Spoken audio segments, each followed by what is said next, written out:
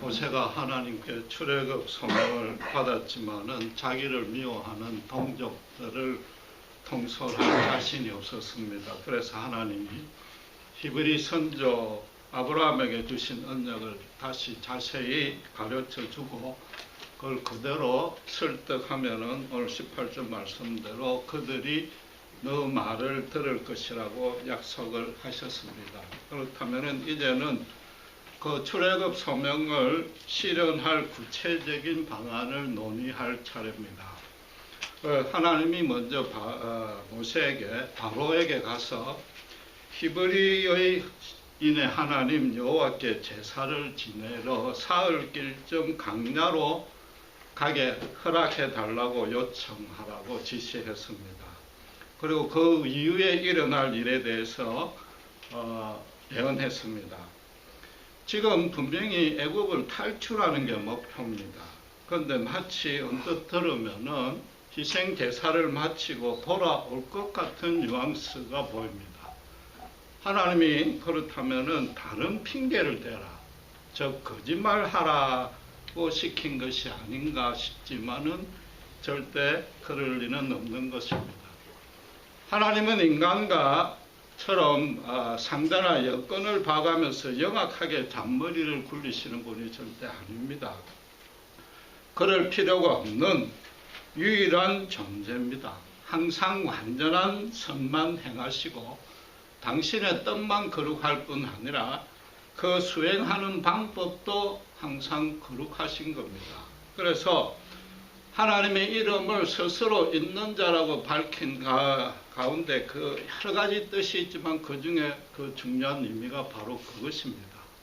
하나님에게는 그런 모략이 없다는 거죠. 그렇지만은 하나님께서는 당신의 일을 직접 나서서 하는 경우는 극히 드뭅니다. 대부분의 일들을 당신의 종으로 부르신 인간을 통해서 합니다.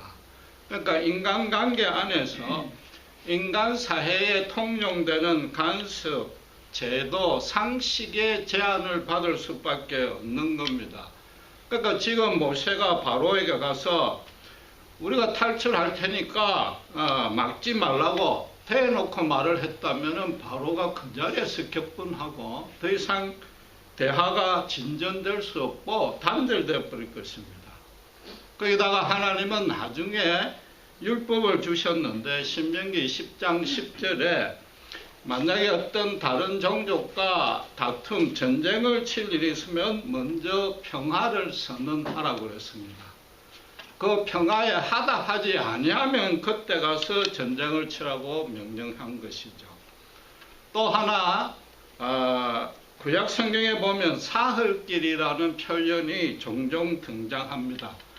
당시에 교통편이 열악해서 말을 타거나 걷는 수밖에 없는데 사흘길이란 것은 추격이 도저히 불가능한 아주 먼 거리라는 뜻의 간용어입니다. 그러니까 바로가 사흘길 가도록 허락해달라 이 말을 듣는 순간 얘들이 노예 생활을 종식시켜 달라고 요구하는구나. 바로도 금방 알 수 있는 겁니다. 그리고 더 정확하게 말씀드리면은 이 모세가 전할 말은 그 하나님께서 지시한 그대로 순전하게 하나님의 당신의 뜻이 있는 겁니다. 틀 것 많지도 않은 인간적인 계력이 없습니다. 말하자면 바로의 분노를 누그러뜨리려고 표현을 일부러 부드럽게 한 그런 의도도 전혀 없단 말이죠. 하나님이 모세에게 바로에 가서 어떻게 말하라고 지시했습니까? 맨 먼저 히브리인의 하나님 여호와가 우리에게 임했다. 그걸 먼저 밝히라고 그랬단 말이에요.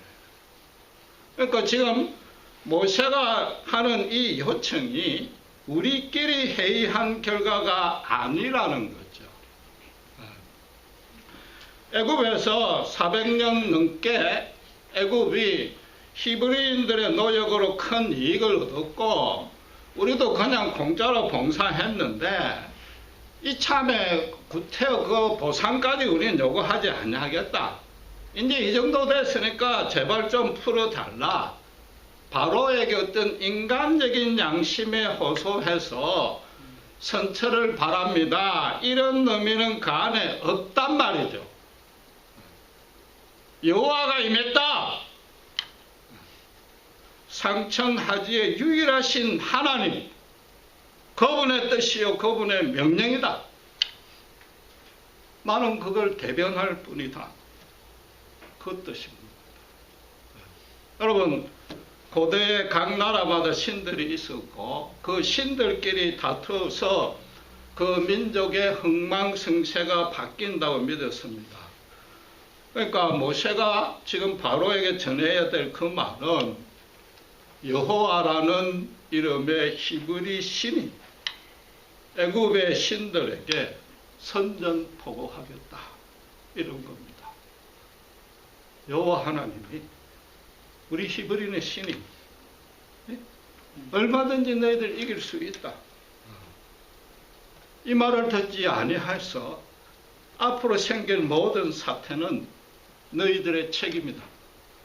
사전에 미리 못을 박는 겁니다. 그 안에 무슨 인간적인 영악한 거짓말은 전혀 티끌만큼도 없는 겁니다. 여호와 하나님만이 할 수 있는 말입니다. 아무리 바로가 모세가 믿어 해도 그 스스로 상상조차 할 수 없는 말입니다. 그 말을 들을 바로의 신경이 어떠하겠습니까? 너무나 어이가 없는 거죠. 400년간 히브리 족속들이 속수무책으로 자기들한테 굴종당했지 않습니까? 그러니까 히브리 신은 아예 없는가 보다 여겼을 수 있고, 있다 할지라도 자기들 그 많은 신 중에 하나도 대적하지 못하는 무력한 신인가 보다라고 판단했을 것이단 말이에요. 바로로서는 히브리인들이 그 노예가 숫자가 창성해서 200만이 됐든지 간에 군대 조직도 없고 무기 하나 없도록 철저하게 지금까지 통제해 왔단 말이죠. 그러니까 자기들 신까지 도전하고 거기 가서 신탁하고 기도할 필요도 없이 당시 세계 최강인 군사력으로 단숨에 분쇄시킬 자신이 있는 겁니다. 지금 40년 전에 살인죄를 범한 현상 수배범이고 거기다가 바로의 궁정에서 자랐으니까 애굽이 얼마나 강력한지 잘 아는 모세가 80이 다 돼가지고 양치는 막대기 하나 들고 달랑 들고 와서 뭐라 그래요? 지금 탈출하였으니까 막지 마시오. 그럼 하나도 나겠습니까? 콧방귀도 끼죠. 그냥 이 노인이 실성했나 그 정도 아니겠어요? 여러분 알다시피 애굽의 그 많은 신들은 다들 거창한 이름이 있습니다. 거기다가 장엄하고 위대한 형상의 조각을 세워놨습니다. 그런데 바로나 애굽인들이 지금까지 히브리인들을 지켜보니까 신의 형상이라고는 세운 적이 없거든요. 신의 이름도 몰라.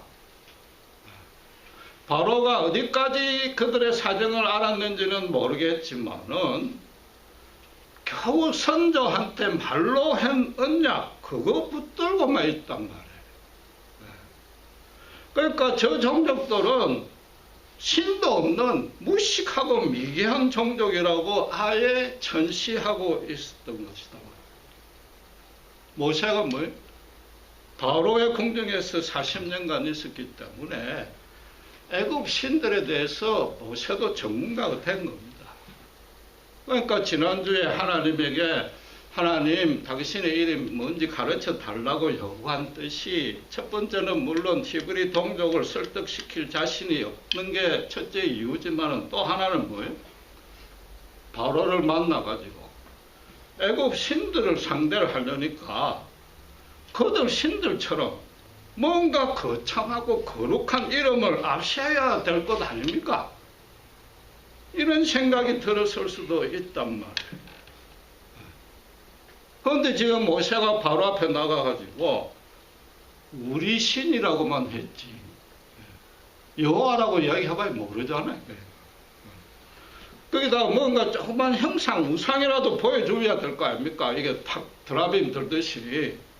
그런데 400년 동안 넘게 히브리인에게 침묵했던 신이 갑자기 나타났다고 그러고, 좀 죄송하지만은 공갈을 치려면 좀 그럴싸하게 쳐라, 그래 싶었을 거 아니냔 말이에요.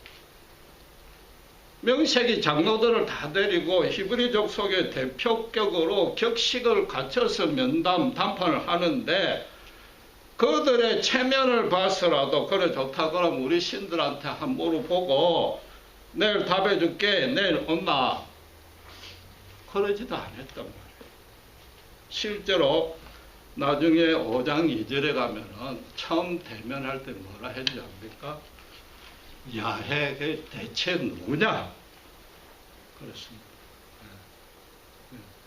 너 마음대로 한번 해봐라. 우리가 뭐 눈이라 하나 깜짝한 줄 아냐? 아예 무시했습니다, 바로가. 그러니까 오늘 본문에 하나님이 19절에 당신께서 여러 이적을 보여야만 겨우 허락할 것이라고 예언을 한 거죠. 실제로 그렇게 진행이 된 겁니다. 인간적인 방식으로 좋게 선전포고하고 뭐 격식을 차렸지만 전혀 안 통하니까 하나님이 직접 나설 수밖에 없는 거죠. 그러니까 이 출애굽의 10가지 이적의 대부분들이 애굽의 우상신들을 하나씩 깨트리는 싸움입니다. 애굽 신들은 대적하지 못합니다. 아예 손 하나 꼼짝 못하고 완전히 박살납니다. 알다시피. 근데 사실은 그 신들이 실제 존재조차 하지 아니하는 거니까 눈도 깜짝할 반응을 보일 수도 없는 거지요. 그러니까 지금 바로가 10번이나 그렇게 완화하게 버틴 첫째 이유는 그 공짜 노동력을 놓치기 싫은 게 가장 큰 이유지만은, 이름도 없고 400년간 꿈쩍도 안 했고 형상도 없고 눈에 안 보이는 히브리 신이 자기들 위대한 신들에게 비해서 아무것도 아닌 것 같은 그 신이 자기들 신을 자꾸 패배시키니까 도무지 이해가 안 된 거죠. 그런 측면이 있는 거단 말이에요. 여러분, 이게 얼마나 놀랍고 큰 은혜냔 말이에요. 이게 얼마나 큰 힘이 되는냔 말이에요. 하나님이 당신께서 약속하신 대로 출애굽한 이후에 그 백성들을 시내산에서 예배 드리게 했습니다. 그리고 그 뒤에 출애굽을 주었습니다. 지난주에 말씀드린 대로 첫 번째 계명이 너는 나 외에 다른 신을 두지 말라. 여전히 당신의 이름을 안 가르쳐 줍니다. 그냥 내다 재확인했습니다. 그리고 두 번째 계명을 뭐라고 주셨습니까? 어떤 형상이라도 우상을 만들지 말라고 그랬던 거예요. 당신은 형상이 없다. 내 형상이 없다. 거기다가 애굽의 우상신들이 무참하게 10전 10배 하는 것을 너희 두 눈으로 똑똑히 봤지 않느냐. 노인 한 명이 그 10명의 신을 다 무너뜨렸다는 얘기는 결국은 그 신들이 아예 없다는 뜻 아니냐. 제발 우상을 섬기지 말라 이 말이죠. 그 10계명의 첫째, 둘째 계명과 오늘 본문이 우리에게 주는 의미가 뭐냐 말이에요. 우리도 이스라엘처럼 노예가 되어가지고 도무지 우리 힘으로는 탈출할 수 없고 꿈도 꾸지 못하는 그런 고난들이 평생에 몇 번씩 닥칠 수 있습니다. 또 일방적으로 억울하게 계속 기도해도 끝나지 아니하는 억울한 일, 내만 욕들어 먹는 일, 피해보는 일 많이 생길 수 있습니다. 그러나 결코 낭망하지 마라. 좌절하지 마라. 하나님이 지팡이도 한번 휘두르지 아니했습니다. 모세의 입에서 나오는 당신의 말씀으로 세계 최강 애국을 완전히 무참하게 박살냈습니다. 그러니까 구약 성경 내내 이스라엘을 너희가 기억하란 말이야. 내가 출애굽시킨 나를 기억하란 말이야. 당장 눈앞에 보이는 상황이 사방이 다 막혀가지고 빛이 바늘 구멍으로도 들어올 틈이 없을지라도 뭐라고요? 정령 너와 함께 하리라. 사방이 아무리 캄캄해도 그 밖에 엄청난 영광의 빛이 배후에 있음을 절대 잊지 말라. 목사님들이 가장 자주 들은 너무나 뻔한 비유지만은 너무나 확실하니까 제가 다시 들자면은 이 땅에 먹구름이 완전히 가득 차고 비바람이 칠지라도 비행기 타고 조금만 올라가면은 구름 한 점 없는 하늘이잖아요. 태양은 거기서 항상 비치고 있잖아요. 우리 믿음의 가장 근본이 뭐예요? 하나님이 항상 함께 하신다는 건데, 교회 다닌 지 10년, 20년이 돼도 조금만 힘들면은 가장 첫째 되는 그것마저도 흔들린단 말이에요. 인간이 얼마나 어리석고 연약한지 모르는 겁니다. 그렇잖아요. 우리 신자가 이럴진데 바로로서 바로에게 그 10번 재앙 일으켰다고 걔가 제대로 믿겠습니까? 한국 가겠어요? 불신자에게 하나님 함께 하신다고 10번 전도한다고 믿겠습니까? 그렇지 않잖아요.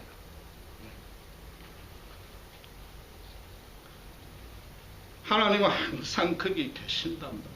지금 이 출애굽 기사라는 것은 인류 역사상, 아니 성경에 기록된 최대의 기록입니다. 기적입니다. 하나님의 능력이 이만큼 나타난 적이 없지만은 하나님 그분에게 비하면은 영어 방언을 해서 죄송합니다만 piece of cake. 능력을 따지면 이건 아무것도 아닙니다. 그냥 당신께서 약속하셨으니까 그 때에 그대로 이행한 것뿐이단 말이에요. 모세가 그걸 그대로 전하는 겁니다. 그런데 세계 최고의 인간이요 최고의 권력을 가진 바로가 전혀 이해를 못하는 거죠. 뭐 그건 그렇다 치더라도 이 단계에서 모세 본인도 아마 반신반의했을 겁니다. 그렇잖아요.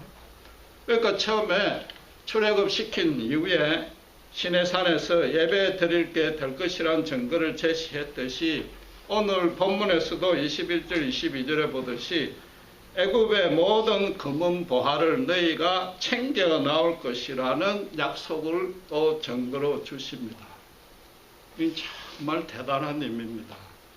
참으로 그 중요한 의미가 많이 있습니다. 이걸 다 살펴볼 수는 없는데 나중에 출애굽 이후에 모세오경 전체에 이 금은 보화가 영향을 미칩니다.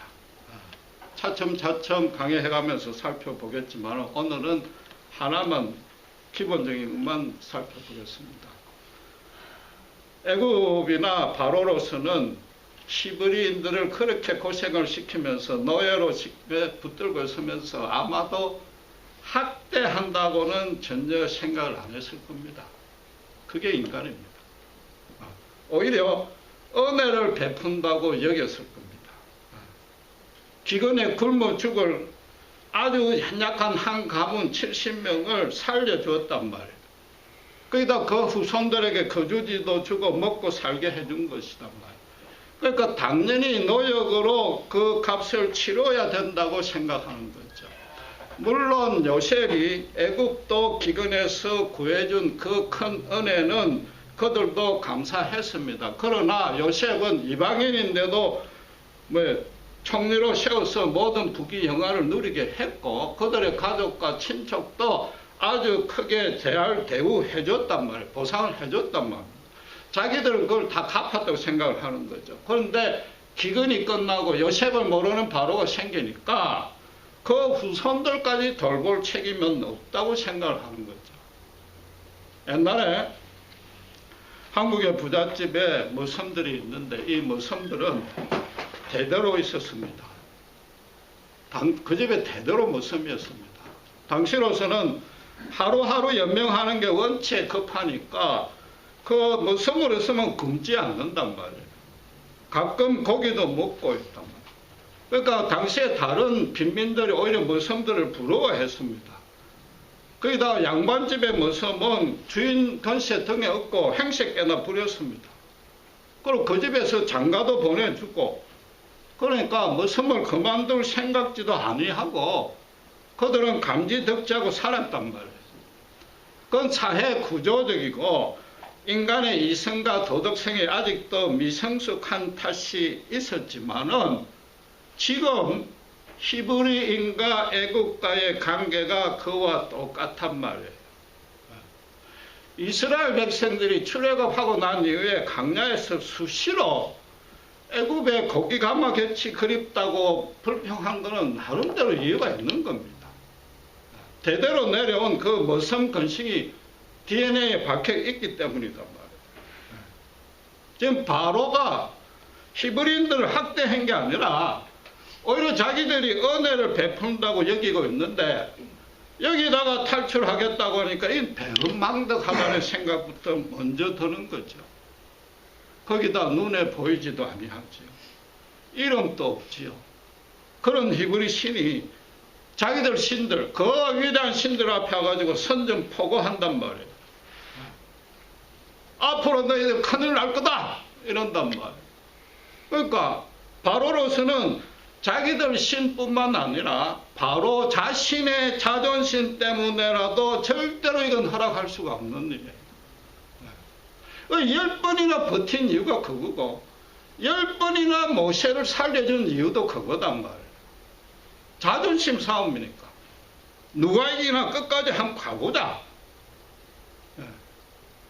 10가지 재앙이 일어날 수밖에 없는 거고 하나님은 어쩔 수 없이 10가지 재앙을 일으켰는데 나중에는 어떻게 됐어요? 애국 백성이 제발 좀 나가달라고 사정까지 합니다. 12장 33절에 가보면은 바로가 이스라엘 백성에게 재촉해서 그 지경에서 속히 보내려 함으로 그럽니다. 제발 좀 나가달라. 그리고 이스라엘 백성들도 하나님의 이 모세에게 주신 약속의 말 그대로 사람들에게 은금을 달라고 그러니까 애굽 사람들이 한마디도 못하고 순순하게 다 내줍니다. 여러분 이게 인간이 얼마나 완악한지 모릅니다. 완악한 걸 넘어서 비참한 거죠. 인간이 불쌍하고 어리석기 짝이 없는 거죠.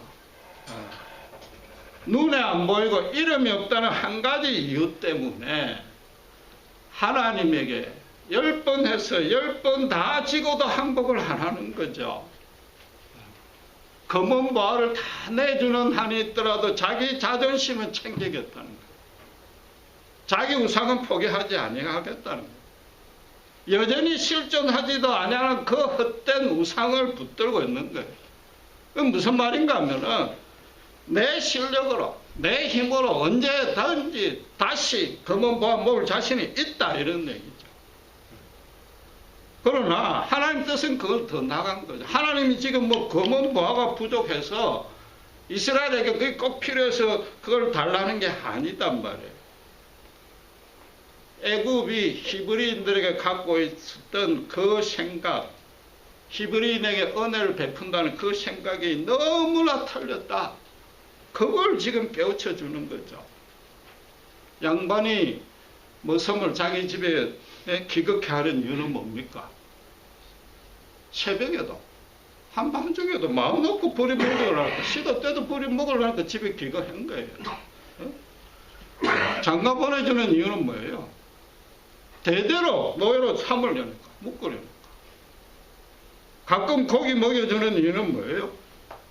힘을 쓰게 만들어야 되니까. 자기들 욕심을 채우려는 거죠. 물론 남에서 구조적으로 빈민이고 신분이고 그런 구조였고 사회 체계였지만은 지금 하나님의 뜻은 먹고 마시는 것, 생존에 필수적인 것, 그걸 가지고 사람에게 농단하지 말라는 얘기죠. 그걸 가지고 사람을 위협하고 조종하고 그것만큼 치사한 죄가 없다. 그것만큼 사악한 죄가 없다. 하나님이 인간을 만들 때 서로 동등배필로 만들었고 서로 사랑하라고 만든데 지금 그걸 위반했단 말이에요. 여러분 LA 가면은 한인 그 페인터나 이 건축업자들이 많은데 그런 일을 하는 사람들이 보조 어시스트로 주로 히스패닉 불체자들을 데리고 섭니다. 그런데 불체자니까 돈도 없으니까 차도 없는데 그 사람들을 태워가 와야 되는데 LA가 트래픽이 심하니까 왔다 갔다 하려면 이게 시간과 경비가 엄청 듭니다. 그러니까 그걸 절약하려고 자기들 집 차고에다가 야전 침대를 놔주고 간이 식사할 수 있는 시설을 줍니다. 거기서 숙박하는 거죠. 누이 좋고 매우 좋은데 문제는 불체자니까 임금을 적게 주는 데다가 숙박비조로 또 일부 떼가 줍니다. 또 깎아서 줍니다. 그래도 주긴 줬지요. 그걸 보면 얼마나 가슴이 아픈지 모릅니다. 같은 한국 사람이지만은 정말 부끄럽습니다. 그래도 임금은 줬잖아요. 지금 애굽이 히브리인에게 하는 짓이 뭐냐 말이에요. 한 푼도 안 줬잖아요.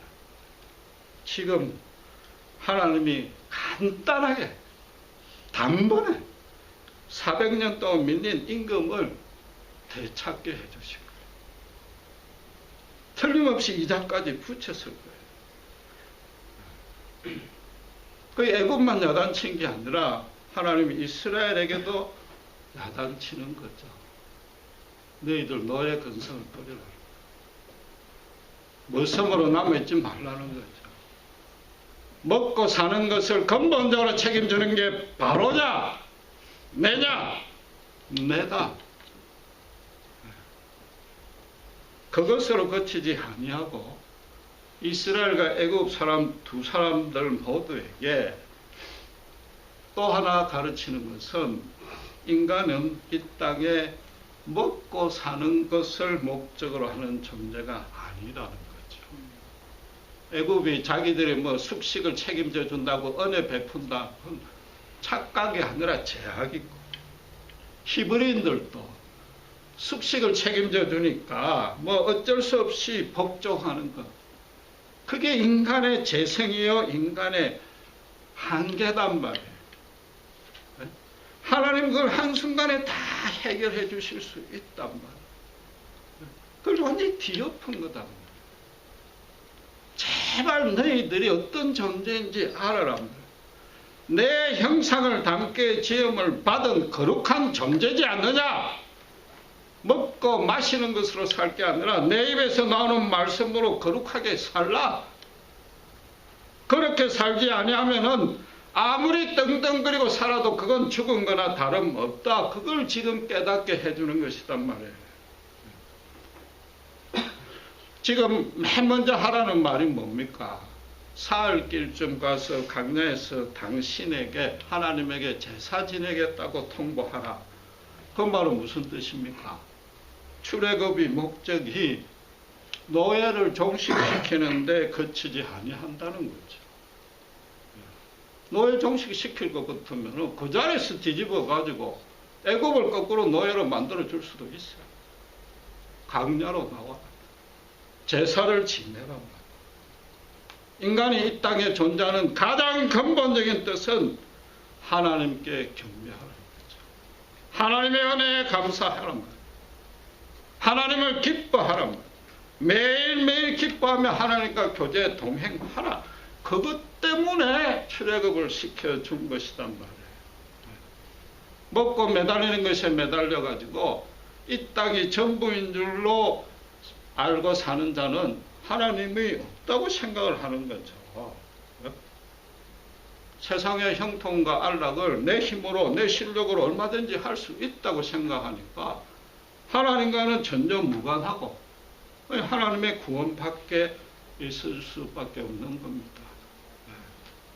이 땅의 평안을 거기에다 살고 죽는 것을 맡기는 것은 죄송하지만은 동물처럼 본능에 충족한 것이요, 고귀한 인간이기를 포기한 것이다. 어떤 인간도 하나님의 은혜, 하나님을 매일매일 예배하지 아니하는 자는 그 앞에 기다리는 것 실패뿐입니다. 인간사에서 최고로 성공할지는 몰라도 하나님 눈에는 최고로 실패한 거죠. 여러분, 제가 지금 모세의 고대 영웅담이나 이스라엘의 역사를 얘기하는 게 아니고 바로 우리 얘기입니다. 우리가 예수를 믿어 구원을 얻을 때 하나님이 어떻게 했습니까? 사탄으로부터 사흘 길을 떠나게 만들었습니다. 사탄이 도무지 추격할 수 없는 것으로 하나님이 옮겨 넣으셨단 말이에요. 강야 같은 인생길을 걸어갈지라도 너희가 살 길은 오직 여호와께 제사 드리는 것뿐이다. 하나님 안에서는 더 이상 정죄함이 없고 사탄은 절대로 우리를 농간시킬 수가 없습니다. 넘어갈 수가 없단 말입니다. 예수님이 이 땅에 와서 엄청난 기적으로 사탄을 십전십패시키고 십자가에서 부활하심으로 해서 홍해의 그 마지막 세기까지 완전히 박았습니다. 사탄은 신자 앞에 꼼짝도 못하는 존재가 된 겁니다. 한 길로 왔다가 10길로 도망간단 말이에요. 그렇게 우리를 옮겨 놓으신 것이단 말이에요. 그렇다면은 예수 믿고 난 이후에 우리가 세상의 죄악과 사망과 사탄의 세력 앞에 선전포고하고 있습니까? 십전십승할 자신이 있느냐 말이에요. 그게 예수 믿은 의미입니다. 물론 우리가 연약하지만은 아직도 애국 고기 가마솥이 그립다고 불평하고 있는가? 혹시라도 하나님보다 세상이 내 형통을 책임져 준다고 대대로 세상 앞에 무슨 노릇하거나 있지 아니하는가? 그게 오늘 본문이 말씀하시는 거죠. 하나님은 뭐예요? 이스라엘을 잘 먹도록 탈출시킨 게 절대 아니다. 인간 취급도 못 받는 것, 가장 기본적인 인권을 회복시켰고 40년 동안 억울하게 당했던 그 정신적인 피해도 완전히 보상시켰고 히브리 민족이라는 민족적인 자긍심도 단번에 회복시켰습니다. 가장 중요하게는 이제는 여호와의 이름을 부르고 언제 어디서나 마음껏 예배 드릴 수 있도록 만들어 주신 것이 출애굽의 뜻이다. 이스라엘 사람들은 꿈도 꾸지 못한 거예요. 그냥 탈출하기만 하면. 하나님은 그들의 기대와 방식 완전히 뛰어넘는 그 방식으로 누가 눈에도 안 보이고 이름도 없고 그저 침묵하고 부재했던 것 같은 그 하나님이 모세에게 내다 하고 나타나시고 히브리 민족 200만에게 내다 하고 나타나셨습니다. 아무 염려 말라는 거죠. 먹고 마시는 것보다 하나님 나라와 의를 먼저 구하란 말이에요. 여러분, 거창하고 종교적인 일을 하는 게 아닙니다. 너가 정말로 예수 믿고 난 다음에는 죄악과 사탄과 사망에서부터 사흘 길 멀게 떨어져 있다는 걸 확신해라. 그게 하나님 나라를 구하는 겁니다. 사흘 길 넘게 떨어져 있단 말이에요. 믿음에서나 인생에서 성공할 수 있는 유일한 비결은 그 세상과 거리를 얼마나 더 멀리 만드느냐. 그 길 말고는 없습니다. 우리는 흑암에서 빛으로 옮겨졌습니다. 죽음에서 생명으로 옮겨졌습니다. 죄인에서 의인이 됐습니다. 하늘의 생명책에 제 이름이 올라가 있습니다. 영생이 보장되어 있습니다. 왜? 예수님이 십자가에서 다 이루셨단 말이에요. 여러분, 주일 예배에 와서 뭘 해야 되느냐? 뭘 고백하고 뭘 기도해야 되느냐? 지난주도 우리가 사흘 길을 떨어져서 살다가 사탄이 하늘에서 별같이 떨어지는 것을 보았습니다 하는 성전 보고를 감격에 넘쳐서 기쁨에 넘쳐서 보고해야 될 거 아니에요. 또 이 문을 나갈 때, 예배드리고 나갈 때, 이 강야 같은 인생길에 외롭고 힘든 이 이민 사회를 살지라도 주님께서 십자가에서 십전십성한 그 권능을 안고 내가 자신 있게 나가겠습니다. 그게 예배 끝에 마음이어야 된다. 기도하겠습니다.